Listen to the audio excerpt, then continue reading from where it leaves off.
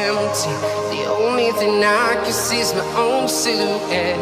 I'm getting stronger, step by step. The clock is ticking, but there's no time for regrets.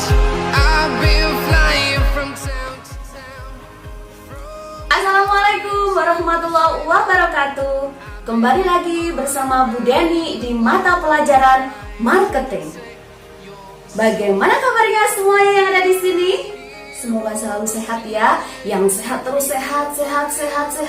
Yang sakit kembali lagi sehat walafiat dan tetap semangat ya. Bagaimana? Masih setia dengan maskernya? Jangan lupa kalau keluar rumah atau di rumah sering-seringlah cuci tangan ya, supaya kita terhindar dari kuman dan virus-virus itu virus corona itu ya. Baiklah, untuk mempersingkat waktu dan supaya kuota Anda hemat, kita langsung ke materi intinya. Oke? Cekidot. Subscribe-nya dulu dong, karena subscribe itu gratis dan nyalakan notifikasinya. Bagaimana? Sudah siap menerima materi dari Bu Deni? Oke, kita lanjut ya.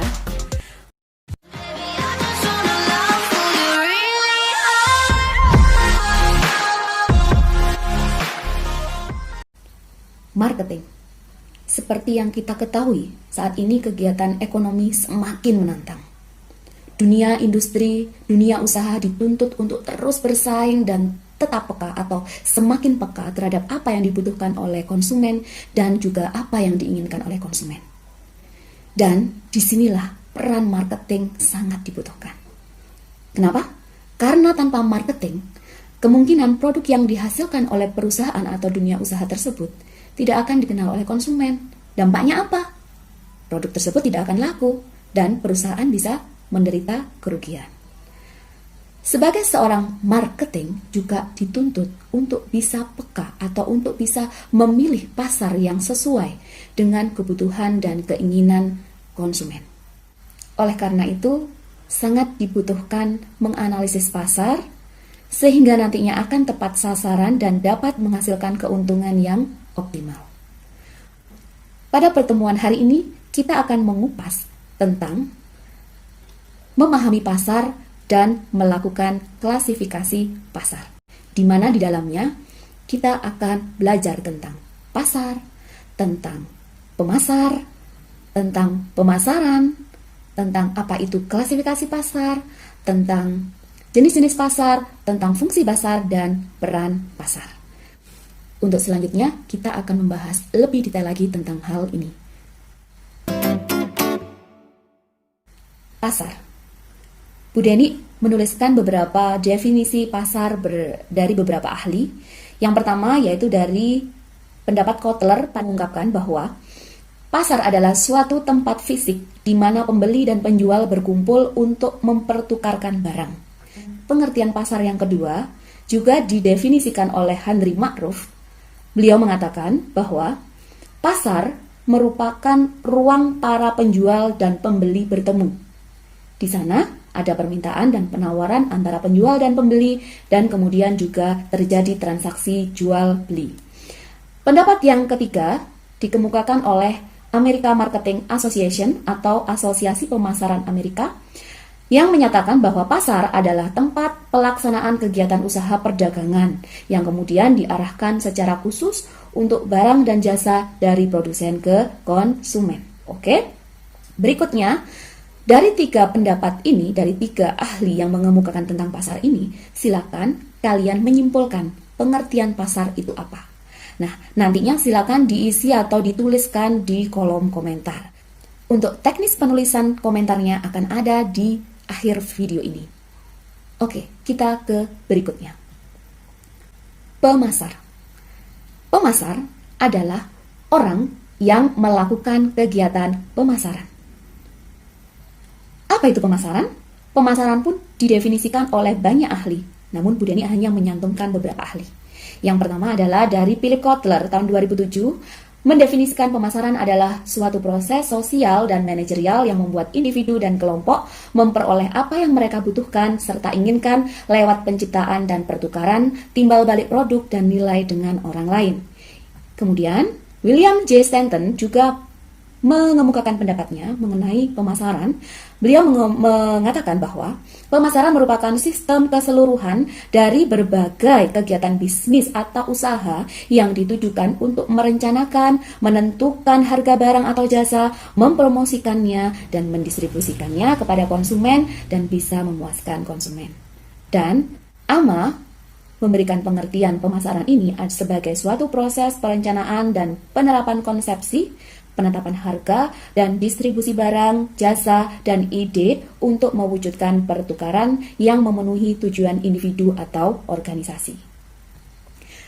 Nah, dari pengertian pasar, pemasar, dan pemasaran yang sudah Bu Deni jelaskan sebelumnya, dapat diartikan bahwa pasar merupakan tempatnya, pemasar adalah orangnya, dan pemasaran itu sendiri adalah kegiatannya. Oke? Selanjutnya kita ke klasifikasi pasar. Klasifikasi pasar secara garis besar dikelompokkan menjadi dua, yaitu pasar tradisional dan pasar modern. Pasar tradisional, mungkin kita sudah sering atau kalian sudah sering tahu tentang pasar tradisional, di mana kegiatan pada pasar tradisional ini masih terjadi tawar-menawar secara manual. Bahkan bisa barang yang diperjualbelikan bisa didisplay di kios, atau kadang di gerobak bisa, bahkan tinggal tikar aja, di tikar kita gelar, kemudian barangnya kita tata, bisa terjadi yang namanya jual beli. Nah, inilah yang namanya pasar tradisional, dan tentu saja alat pertukarannya berupa uang, ya, di Indonesia berupa mata uang rupiah. Kemudian pasar modern. Munculnya pasar modern itu sebetulnya karena adanya kemajuan ilmu pengetahuan dan teknologi. Seperti halnya kalian kalau belanja sekarang itu maunya yang praktis, yang mudah, yang nggak ribet. Nah kan, akhirnya pasar modern muncul. Pasar modern bisa terjadi baik secara langsung maupun tidak langsung. Yang langsung bagaimana? Ya, kita bisa mendatangi tokonya, kita beli di sana, dan enaknya apa? Kita mungkin di sana kita tidak perlu membayar pakai uang cash, atau kita bisa memakai debit card kita atau kredit card kita untuk melakukan pembayaran. Atau bahkan juga kita bisa menggunakan pasar modern ini melalui internet, melalui marketplace. Itu tentang klasifikasi pasar. Coba kalian amati di sini, jangan kaget. Ternyata jenis-jenis pasar itu banyak ya. Ada 6 jenis pasar, atau pasar dibedakan menjadi 6. Berdasarkan apa saja? Nah, itu nanti mari kita kupas habis satu persatu. Yang kita mulai dari jenis pasar berdasarkan kegiatannya. Yang pertama ada pasar barang. Pasar barang ini merupakan pasar sebagai tempat terjadinya permintaan dan penawaran atas barang. Karena barang, maka yang diperjualbelikan di pasar ini antara lain, misalkan di situ contohnya Bu Deni, di situ adalah pasar buah, ada juga pasar buku, mungkin juga ada pasar sayur dan lain sebagainya. Yang kedua yaitu jenisnya pasar tenaga. Pasar tenaga ini berarti tempat atau pasar sebagai tempat terjadinya permintaan dan penawaran tenaga. Biasanya ini terjadi di bursa kerja. Oke. Selanjutnya kita ke jenis pasar berdasarkan fisiknya. Jika berdasarkan fisiknya, pasar memiliki 2 jenis, yaitu pasar nyata dan pasar tidak nyata. Pasar nyata itu merupakan tempat bertemunya penjual dan pembeli secara langsung. Karena secara langsung, otomatis penjual dan pembelinya itu bisa bertransaksi secara langsung, bertatap muka secara langsung. Selain itu juga barang atau fisik barang langsung bisa dilihat oleh konsumen. Jadi konsumen bisa langsung mengambil keputusan karena barangnya memang benar-benar nyata. Berikutnya yaitu pasar tidak nyata. Pasar tidak nyata artinya pasar sebagai tempat bertemunya pembeli dan penjual secara tidak langsung. Artinya, pembeli dan penjual ini tidak bertemu secara langsung, tapi melalui media. Medianya apa? Bisa telepon, bisa media sosial. Intinya kegiatan yang dilakukan secara tidak langsung bisa melalui internet. Selanjutnya, jenis pasar berdasarkan waktunya. Yang pertama yaitu pasar harian. Maksudnya apa? Pasar harian yaitu pasar yang diadakannya setiap hari. Biasanya pasar harian ini yang diperjualbelikan adalah barang-barang kebutuhan sehari-hari. Selanjutnya ada pasar mingguan. Pasar mingguan sesuai dengan namanya berarti pasar yang diadakannya setiap seminggu sekali. Kemudian ada pasar bulanan. Pasar bulanan ini adalah pasar yang diadakannya setiap 1 bulan sekali. Dan kemudian ada pasar tahunan. Berarti pasar ini diadakannya setiap setahun sekali. Berikutnya yaitu pasar berdasarkan barang yang diperjualbelikan. Yang pertama adalah pasar konsumsi. Pasar konsumsi itu apa?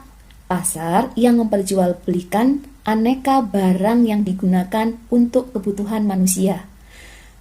Kebutuhan manusia itu yang tentunya bisa dikonsumsi secara langsung. Misalkan ada beras, ada gula, ada sayur, ada buah, dan lain sebagainya. Sedangkan pasar sumber daya produksi merupakan pasar yang memperjualbelikan aneka faktor produksi. Misalkan ada pasar tenaga kerja, ada pasar tenaga ahli, ada pasar yang menjual mesin, dan lain sebagainya. Berikutnya jenis pasar berdasarkan luas kegiatannya. Yang pertama adalah pasar setempat. Kalian pasti di lingkungan kalian mungkin ada yang dekat dengan pasar setempat. Biasanya pasar setempat ini hanya melayani masyarakat setempat aja, dan yang jual juga biasanya masyarakat sekitar. Jadi yang jual masyarakat setempat, yang beli juga masyarakat setempat. Kemudian untuk pasar lokal atau daerah, pasar daerah atau pasar lokal ini biasanya berada di dalam satu daerah. Yang diperjualbelikan merupakan barang kebutuhan dalam satu daerah. Kadang kan daerah yang satu dengan yang lain itu ada ciri khasnya. Nah, ini hanya melayani satu daerah saja. Yang berikutnya adalah pasar nasional. Pasar nasional berarti pasar yang penyelenggaraannya dalam satu negara. Kemudian ada pasar internasional, berarti pasar yang penyelenggaraannya dilakukan antar negara. Nah, untuk contohnya bagaimana? Cari sendiri ya. Nanti kalian harus mengerjakan soal yang akan Bu Deni share ketika video ini berakhir. Oke? Dan selanjutnya, pasar berdasarkan bentuk organisasinya. Yang pertama adalah pasar sempurna. Kenapa sempurna? Karena dikatakan sempurna karena jumlah pembeli dan jumlah penjualnya itu sangat banyak. Akhirnya apa? Yang terjadi akhirnya nanti akan ada yang namanya transaksi. Kalau sudah bertransaksi nanti akan timbul yang namanya harga. Jadi harga di sini tidak bisa semena-mena langsung pembeli yang menetapkan atau penjual yang menetapkan, karena semuanya itu tergantung dari transaksi. Oke.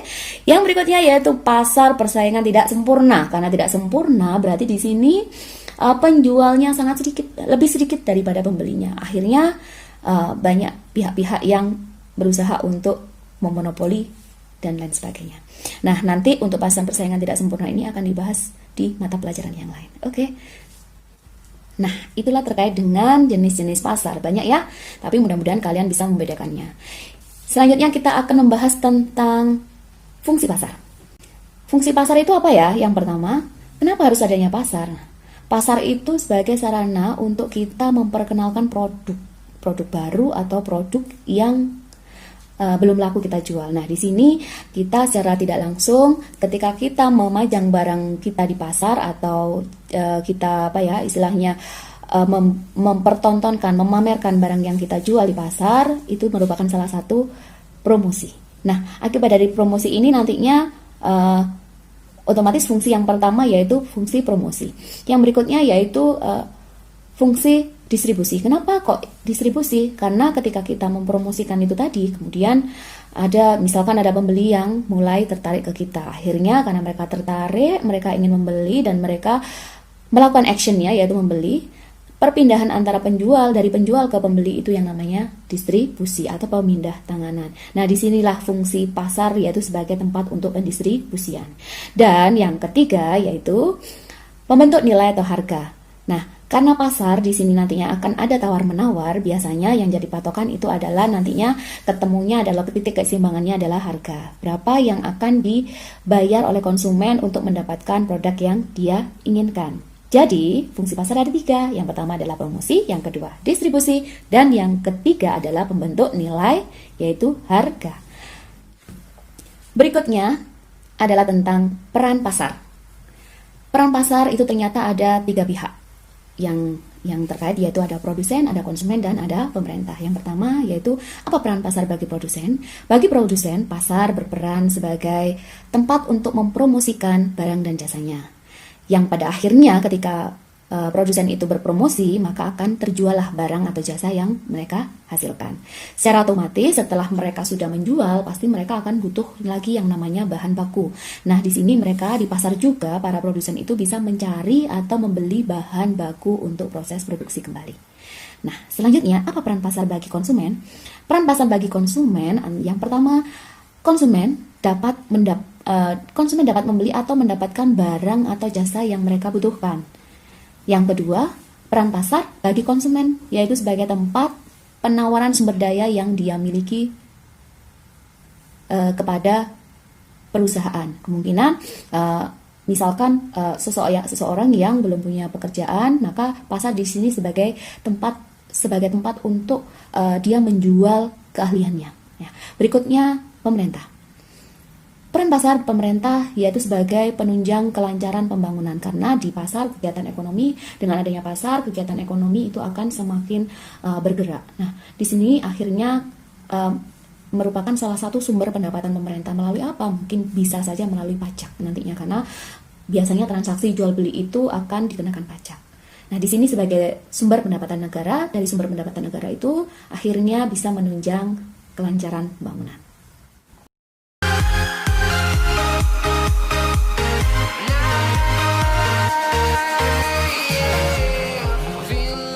Sekian dulu belajar kita hari ini. Sampai bertemu di pertemuan-pertemuan berikutnya. Semoga apa yang Bu Diani sampaikan bermanfaat untuk kita semua. Dan selalu stay di rumah, perhatikan protokol kesehatannya. Salam sukses by disiplin. SMK PGR 3, jaya, jaya, jaya, luar biasa. I've been all around.